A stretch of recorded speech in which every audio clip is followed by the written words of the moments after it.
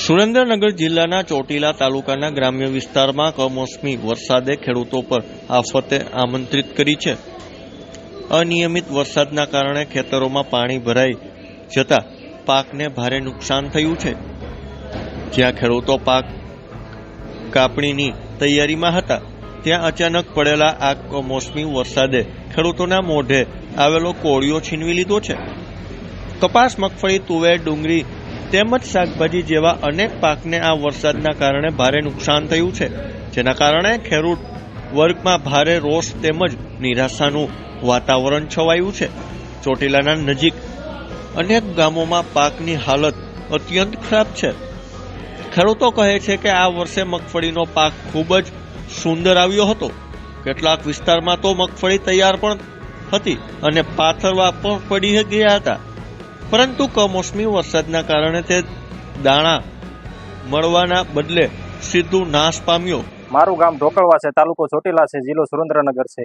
ખેડૂતોને અત્યારે બહુ નુકસાન થયેલું છે અતિ ભારે વરસાદના કારણે। કારણ કે કાં સરકારને બેક માફ કરવી પડશે અને કાં તો એને સહાય 50,000 દેવી જોઈશે। કારણ કે ખેડૂત પાયમાલ થઈ ગયેલું અત્યારે છે। ગામ ઢોકળવાની અંદર કાંઈ પણ વસ્તુ લેવાનું રહ્યું જ નથી ઢોકળવાની અંદર।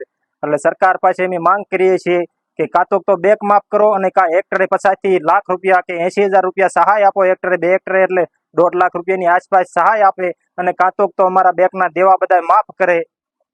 બસ આ દેવું માફ કરવાની વધારે અમારે માંગ છે। કારણ કે વર્ષોથી સરકાર આવી તેદુનું દેવામાં સરકારને ખેડૂતને ડૂબતો જાય છે। આ ખેડૂત દાડે દિવસે નેણામાં ઊંડો કરતો જાય છે। એટલા માટે અમે આ બધા પત્રકારનો સહારો લીધો છે। જો અમારી કોઈ જો સાંભળે તો એના માટે આજે ગ્રામ સેવક આવ્યા હતા, બરોબર। મને કે તમારે સર્વે કરવાનો છે, બરોબર। આ જે નુકસાન થયું એના માટેનો તો સર્વે કાંઈ એકલા કીધે થઈ ન રહે અને સરકારને ખબર જ છે કે નુકસાન થાય તો બધાને થાય, કાંઈ એકને નુકસાન ન થાય એમ કરીને જેટલા ખેડૂત ઓછા થાય એના માટેનો આ હસી ટાળવા માટે જેટલા ખેડૂત ઓછા થાય એને ઓછું વળતર દેવું એના માટે કોઈ ષડયંત્ર હોય તો શું ખબર, એ કાંઈ અમને એનો ખ્યાલ આવતો નથી।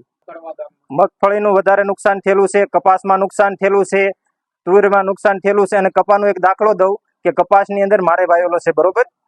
મારા પપ્પા એને અમે 2 કપાસ વાવેલો છે। એમાં કપાસની માલકેર કપાસ ઉગી ગયો છે, બરોબર। એની માલકેર પાંદડા દેખાઈ રહ્યા છે અત્યારે, બીજા પાંદડા। કપાસ તો ઉભો છે, એની માલકેર જે પેશી હોય પેશીની અંદર બીજા પાંદડા બે લાલ કાઢે પાંદડા નવા।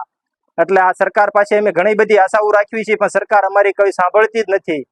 વધારે મગફળી અને કપાસનું અને તુવેરનું ત્રણેયના વાવેતર સરખા જ છે। સરકાર પાસેથી જરૂર નવું વાવેતર કરવા માટે જલ્દીમાં જલ્દી સહાય કરે એના માટે કે નવું વાવેતર કરવું હોય, ખેડૂતો નેણામાં ડૂબી ગયેલો છે, બરોબર।